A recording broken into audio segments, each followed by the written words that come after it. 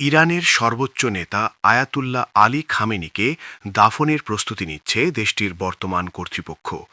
যুক্তরাষ্ট্র ইসরায়েলের হামলায় তার স্ত্রী মানসুরেহে খোজাস্তে বাগেরজাদেহ নিহত হয়েছেন।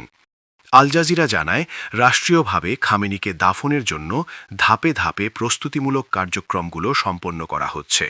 খামেনির মৃত্যুতে ৪০ দিনের রাষ্ট্রীয় শোক ঘোষণা করা হয়। এই শোক পালনের মধ্যেই তার দাফনের প্রস্তুতি চলছে। তেহরান সহ দেশটির বিভিন্ন শহর ও জনপদে সর্বোচ্চ নেতার জন্য শোক পালন করছে মানুষ। যুক্তরাষ্ট্রের প্রেসিডেন্ট ডোনাল্ড ট্রাম্প বলেছেন, ইরানের সঙ্গে চলমান যুদ্ধে যুক্তরাষ্ট্র ইতিমধ্যে বড় ধরনের সামরিক হামলা চালালেও সবচেয়ে বড় ঢেউ এখনও আসেনি। স্থানীয় সময় সোমবার সকালে সিএনএনকে দেওয়া প্রায় ৯ মিনিটের এক টেলিফোন সাক্ষাৎকারে একথা বলেন তিনি। ডোনাল্ড ট্রাম্প বলেন, মার্কিন সামরিক বাহিনী ইরানকে ভালোভাবেই আঘাত করছে, তবে আরও বড় পদক্ষেপ সামনে রয়েছে।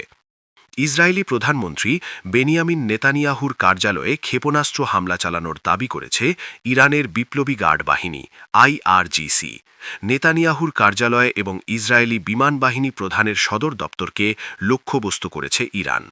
সোমবার আইআরজিসির এক বিবৃতির বরাত দিয়ে ইরানের রাষ্ট্রায়ত্ত বার্তা সংস্থা ফার্স নিউজ এজেন্সির প্রতিবেদনে এই তথ্য জানানো হয়েছে। আইআরজিসি বলেছে, ইহুদিবাদী শাসক গোষ্ঠীর অপরাধী প্রধানমন্ত্রীর কার্যালয় এবং তাদের বিমান বাহিনীর কমান্ডারের সদর দপ্তরে ক্ষেপণাস্ত্র হামলা চালানো হয়েছে। নেতানিয়াহুর কার্যালয় এবং বিমান বাহিনী প্রধানের কার্যালয় হামলায় ইরানের নিজস্ব প্রযুক্তিতে তৈরি খাইবার ক্ষেপণাস্ত্র ব্যবহার করা হয়েছে বলে বিবৃতিতে জানিয়েছে আইআরজিসি।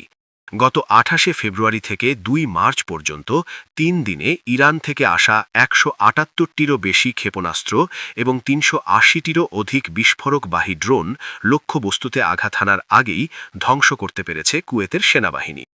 কুয়েতের প্রতিরক্ষা মন্ত্রণালয়ের বরাত দিয়ে গতকাল সোমবার রাতে একটি প্রতিবেদনে এই তথ্য জানিয়েছে দেশটির রাষ্ট্রায়ত্ত বার্তা সংস্থা কুয়েট নিউজ এজেন্সি।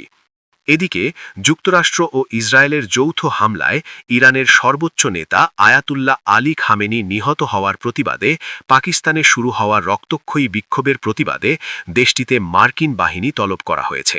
কিছু এলাকায় ৩ দিনের সান্ধ্য আইন বা কারফিউ জারি করা হয়েছে।